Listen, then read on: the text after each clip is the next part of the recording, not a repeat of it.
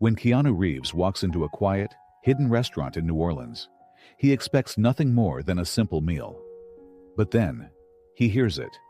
A voice, haunting, raw, filled with something he can't ignore. In that moment, everything shifts.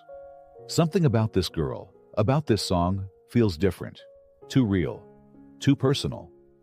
Keanu doesn't know it yet, but this night won't be just another quiet escape. It will pull him into a story he never saw coming. Before we continue this story, let us know where you're watching from. And if you enjoy stories like this, subscribe to the channel, because tomorrow we have another special story for you. The warm night air in New Orleans carried the scent of spices, freshly baked bread, and the unmistakable hum of jazz drifting from the dimly lit bars. The city, alive with music and mystery, was a tapestry woven with stories hidden in its cobblestone alleys. Keanu Reeves walked through the narrow streets of the French Quarter, his pace slow, his head slightly lowered beneath the brim of a baseball cap. He had arrived in Louisiana for a film event, but the red carpets had never fascinated him as much as the small, quiet moments where he could simply observe the world without being observed. He wasn't looking for anything extravagant tonight, just a simple meal in a place where no one would recognize him. That's when he found it. A small, tucked-away restaurant with no flashy signs, no lines at the door, just warm lights filtering through the windows and the faint sound of silverware clinking against plates. The kind of place only locals knew about. Inside, the ambiance was rustic and intimate. Wooden tables worn with age, shelves lined with dusty wine bottles, and soft, flickering candlelight giving the space a golden glow. The scent of slow-cooked Creole food filled the air. Keanu chose a corner table, away from the entrance. A middle-aged waiter approached him with an easygoing smile, handing over a menu. There was no flicker of recognition in his eyes. Perfect. He ordered a simple plate of jambalaya and a glass of wine, wanting nothing more than to lose himself in the rhythm of the night. As he waited for his food, he let his eyes wander. The restaurant was busy, yet peaceful. Couples leaned in close, speaking in hushed tones. A group of friends laughed over shared plates. A woman at a nearby table scribbled furiously in a worn notebook, lost in her own world. For the first time in what felt like forever, Keanu exhaled, his mind finally settling. But then, something changed. It started softly, like a whisper floating through the room. Keanu's head lifted. In the far corner of the restaurant, a small stage had been set up. Nothing fancy, just a stool, a microphone, and an old speaker.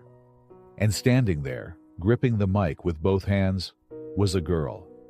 She couldn't have been more than 13 years old, but there was something about her presence, something larger than life.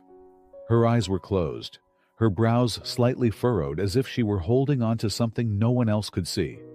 And then, she sang. Her voice was not just beautiful, it was haunting. Keanu's breath caught in his throat. There was something in the way she sang, a rawness, a weight that didn't belong to a child.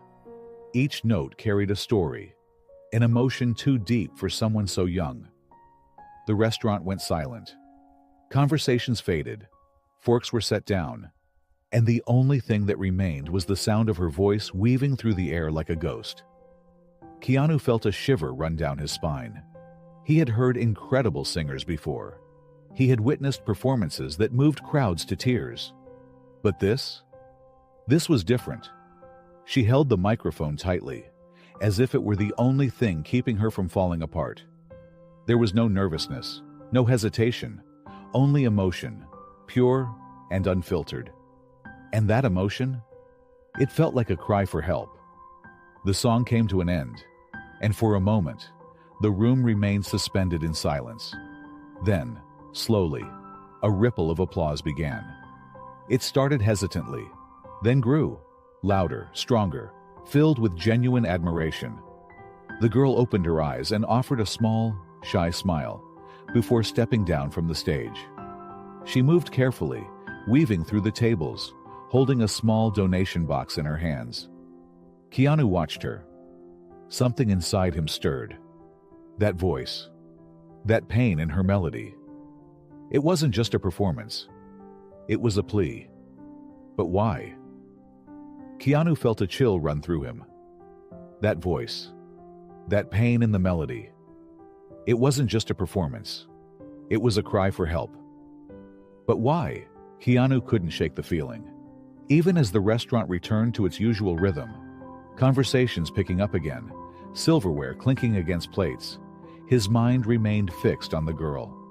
Who was she? And more importantly, why did her voice carry so much sorrow? He watched as she moved between tables, politely accepting crumpled bills and loose change in her small donation box.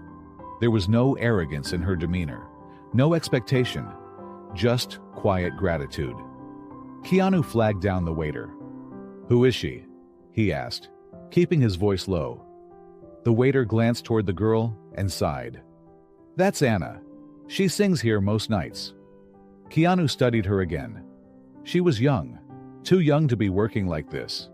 And yet, she carried herself with an air of quiet determination, like someone who had no choice but to grow up too soon. "She doesn't get paid?" Keanu asked. The waiter shook his head. "Number she sings for donations." Keanu frowned. "Why?" The waiter hesitated, then leaned in slightly. His voice softened. "She's trying to save money for her grandfather's surgery." Keanu felt a pang in his chest. "She does this every night?" "Almost." The waiter nodded. "She's been coming here for months. Some of the regulars give what they can, but it's never much." He sighed, his expression troubled. Her grandfather, Giovanni, used to be a well-known craftsman, restored a lot of the old buildings in town. But now he's sick, needs surgery, but refuses to accept charity. Keanu's grip on his glass tightened. The pieces were starting to come together. Anna wasn't just a girl with a beautiful voice. She was a child, fighting against fate, carrying a weight too heavy for her small shoulders. And her grandfather. He was a man trapped in his own pride and helplessness. Keanu exhaled, staring down at the wine swirling in his glass. He knew that pain all too well. The feeling of wanting to help someone you love, yet feeling utterly powerless to change their fate. He had lived it before, and he couldn't just walk away from it now. Across the restaurant, Anna continued collecting donations. Some people gave generously, pressing folded bills into her hands with sympathetic smiles. Others barely looked at her, tossing loose change into the box without a word. She accepted it all the same, thanking each person with quiet sincerity. When she reached Keanu's table, she stopped. Up close, he could see the exhaustion in her bright, intelligent eyes. She didn't immediately recognize him, just another stranger in a city full of faces. Keanu pulled out his wallet. He didn't want to overwhelm her with an absurd amount of money. Not yet. Instead, he placed a $100 bill into the box. Anna's eyes widened. "Sir, this is too much." He smiled gently. "Consider it a tip." She hesitated, looking down at the money, then back up at him. "Thank you," she said quietly. Her voice was so different now, soft, almost fragile. Nothing like the powerful force that had just filled the room moments ago. Keanu hesitated before asking, "How is your grandfather?" Anna blinked, surprised. Most people didn't ask. They just gave money and moved on. She bit her lip, gripping the donation box a little tighter. He's doing his best," she said carefully. But Keanu heard what she wasn't saying. She was afraid that no matter how much she sang, no matter how much she raised, it wouldn't be enough. Keanu nodded, as if he understood completely, because he did. Keanu watched the girl as she walked away. There was something in her voice that struck him, something that echoed the pain he once carried. But he knew this story was far from over. Keanu sat in silence, watching as Anna moved through the restaurant. The weight on her small shoulders was unmistakable. She was young, but she carried herself with the quiet resilience of someone who had learned to fight battles too soon. His fingers traced the rim of his wineglass as his mind replayed her performance. The way her voice seemed to plead with the world, how it cracked slightly in places, not out of weakness, but because she felt every word she sang. The more he thought about it, the more he realized. This wasn't just about the money. Anna wasn't just collecting donations. She wasn't just performing. She was trying to hold on to something, someone, before time ran out. And Keanu couldn't ignore that. As she passed by his table again, he gently raised a hand. Anna. She paused, surprised. Few people remembered her name after she finished singing. Most just dropped a few bills into her box and moved on with their lives. But this man was different. He wasn't looking at her like the others. He wasn't just impressed by her voice. He saw something deeper, something she wasn't sure she wanted to be seen. She hesitated, then stepped closer. Yes? Keanu offered a small smile, motioning to the empty seat across from him. Sit with me for a minute. Anna glanced around uncertainly. She was supposed to finish collecting donations before heading home. But something about this man, his quiet kindness, his gentle patience, made her pull out the chair and sit down. For a few moments, neither of them spoke. Keanu let her breathe. Then, finally he asked, "How's your grandfather doing, really?" Anna's fingers tightened around the edge of the table. "I told you, he's doing his best," she said, forcing a smile. But Keanu didn't look away. He waited. The way people do when they actually care about the answer. Anna's smile faltered. She exhaled, looking down at the small donation box in her lap. "He's getting worse." Her voice was barely above a whisper. Keanu nodded. He already knew. She swallowed hard. He keeps saying he doesn't want to be a burden. Her small hands clenched into fists. He doesn't want me doing this, singing for money. But what else can I do? Her voice cracked, betraying the weight of her desperation. Keanu felt something deep in his chest tighten. He knew that feeling. The feeling of watching someone you love slip away. The helplessness of knowing that no matter how much you fight, it might not be enough. But he also knew something else. She shouldn't have to fight alone. Anna wiped at her eyes quickly, embarrassed. "Sorry, I don't usually talk about this." Keanu shook his head. "You don't have to apologize." Anna looked at him, really looked at him. "You understand, don't you?" He nodded slowly. "Yeah, I do." She waited, expecting him to say more. But he didn't, because some kinds of pain don't need words. After a moment, she straightened, pushing the emotions away the way she had learned to do for so long. "I just have to keep going. I have to make sure we get enough." Keanu studied her. This girl, this warrior in disguise, fighting a battle most adults couldn't handle. A part of him wanted to fix it right then and there, to pull out his wallet and give her enough money to cover every hospital bill, every expense, so she would never have to worry again. But he knew better. If Giovanni was anything like she described, he wouldn't accept a stranger's money. And Anna, she wasn't just fighting for her grandfather's life. She was fighting for his dignity. Keanu couldn't just give her a solution. He had to find another way. Keanu watched as Anna stood up, preparing to leave. There was something in her voice that stayed with him, something that reminded him too much of his own past. And that's when he knew. This story wasn't over. The next morning, Keanu stood in front of an aging apartment complex on the outskirts of New Orleans. It wasn't run down, but it had seen better days. Weathered walls, rusted balcony railings. A place filled with stories, where people once dreamed big, but now lived with what they had. Anna had mentioned apartment 3B. Keanu adjusted the strap of his canvas bag and climbed the stairs, thinking about the man he was about to meet.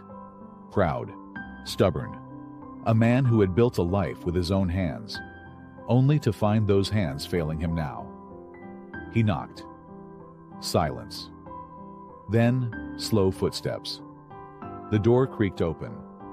Giovanni stood there, thin but strong, slightly hunched, his salt and pepper hair framing a face lined with time. His sharp eyes studied Keanu with suspicion. "Can I help you?" Keanu smiled gently. "Hi, I'm Keanu. I heard about your work, your restorations. I wanted to meet you." Giovanni frowned. "My work?" Keanu nodded. "Restoring history. That's an art." Giovanni rubbed his chin. "That was a long time ago. But you still remember it." A pause. Then, reluctantly, Giovanni stepped aside. "Come in." The apartment was modest but neat, filled with wooden furniture, faded photos, and hand-carved trinkets. Keanu's eyes flicked to the workbench in the corner, cluttered with unfinished wooden pieces. Giovanni was still creating. "Coffee?" Giovanni asked gruffly. "Sure." As it brewed, Giovanni eyed him. "What's a man like you doing here?" Keanu smiled. "I met Anna last night." Giovanni's expression hardened. "She shouldn't be singing in those restaurants," he muttered. "She should be living her life, not—" He stopped, shaking his head. "I never wanted this for her." Keanu leaned forward. "She's doing it because she loves you." Giovanni scoffed. "That's the problem." He took a sip of coffee and sighed. "She thinks if she works hard enough, she can fix things. That she can fight the inevitable." His voice dropped. "But I won't let her waste her life trying to save me." Keanu chose his words carefully. "You taught her to be strong." Giovanni glanced up. "But strength isn't just about fighting alone. Sometimes, it's about knowing when to let people fight with you." Something flickered in Giovanni's eyes. Recognition. Then, just as quickly, it was gone. "I don't take handouts," he said firmly. Keanu smiled, reaching into his canvas bag. "Good, because I didn't bring one." He placed a small wooden box on the table. Giovanni frowned. "What's this?" "Something I found in an antique store. It reminded me of your work." Cautiously, Giovanni picked it up, his fingers tracing the intricate carvings, the smooth, aged wood. His hands recognized the craftsmanship instantly. For a moment, he seemed lost in it. Keanu watched his expression shift. "You're an artist," Keanu said softly. "And the world still needs artists." Giovanni looked up. His eyes were tired, but not defeated. For the first time in a long time, his hands didn't feel weak. They felt like they still had something left to create. Keanu left Giovanni's apartment with a new idea. The old man's pride was unshakable. He'd never accept charity. But Keanu had seen something in his eyes, just for a moment, a flicker of life. This wasn't about giving Giovanni something. It was about restoring what he had already built. Scrolling through his phone, Keanu found the right contact and pressed call. "Didn't expect to hear from you in New Orleans." A familiar voice answered. Keanu smiled slightly. "I've got a proposition for you." 2 days later, Keanu stood inside the historic Orpheum Theater, one of the oldest venues in New Orleans. It had hosted legendary performers. Tonight, it would host Anna. Keanu had arranged everything in secret. No press, no announcements, just one unforgettable night. His contact, the theater owner, had agreed immediately. "I can get the place filled," he had said. "You just need to make sure she sings." That was the hard part. Anna would refuse if she knew too much. Giovanni wouldn't accept a gift. But what if this wasn't a gift? What if it was a recognition of talent? That evening, Keanu met Anna outside the restaurant where she sang. "You came back," she said, surprised. "I have a question," Keanu said. She tilted her head. "What is it?" He paused. "If you had the chance to sing for people who came just to hear you, would you?" Anna hesitated. "I don't know." She glanced at the donation box she carried every night. "I'm not a real performer. I just do this because I have to." Keanu shook his head. "Number, you do it because it's in you." Anna bit her lip. She had spent so long singing out of necessity that she had forgotten what it meant to sing for the joy of it. Keanu pulled out a ticket and handed it to her. "For tomorrow night. Just watch. That's all I'm asking." Anna studied it, confused. "But why?" Keanu smiled. "Because I think you'll find something there you didn't expect." The next morning, Keanu returned to Giovanni's apartment. "Back again?" the old man muttered. Keanu smirked. "I don't give up that easy." He set a piece of wood on the table. Giovanni frowned. "What's this?" "A commission," Keanu said. "A theater downtown needs someone to restore its original woodwork. They need real craftsmanship." Giovanni scoffed. "And you thought of me?" Keanu shrugged. "Your reputation speaks for itself." Giovanni traced his fingers over the wood, something shifting in his eyes. "One night," Keanu pressed. "Come see the place. If you don't want to do it, you walk away." Finally, the old man exhaled. "Fine, I'll go." Step one was complete. That evening, the Orpheum Theater was packed. Keanu stood backstage, watching strangers, locals, and musicians fill the seats. They weren't here for just any show. They had heard whispers of a girl with a voice that could stop time. Anna arrived with Giovanni, her eyes widening at the Grand Theater. "This is..." She trailed off, overwhelmed. Keanu smiled. "Something different." Giovanni, meanwhile, ran a hand over the wooden frames. "Someone restored this," he muttered. Keanu crossed his arms. "Yeah, and they need someone to keep it maintained." Giovanni eyed him. "You serious?" "Completely." Something in the old man shifted. Maybe this wasn't charity. Maybe this was a chance. Meanwhile, Anna was still staring at the stage when the theater owner approached. "You must be Anna." She nodded, confused. He smiled. "We'd love to hear you sing tonight." Anna's eyes widened. "What?" He gestured to the crowd. "They came for you." Anna froze. I can't do this," she whispered. Keanu placed a gentle hand on her shoulder. "This isn't about money." Her voice was barely audible. "Then what is it about?" Keanu smiled. "It's about you." The lights dimmed. The audience hushed. Anna stepped toward the microphone. Her heart pounded. Her hands shook. She had never been more terrified. But for the first time in a long time, she had never felt more alive. Anna stepped onto the grand stage of the Orpheum Theater, her hands trembling. The lights were blinding, the audience overwhelming. She wasn't ready.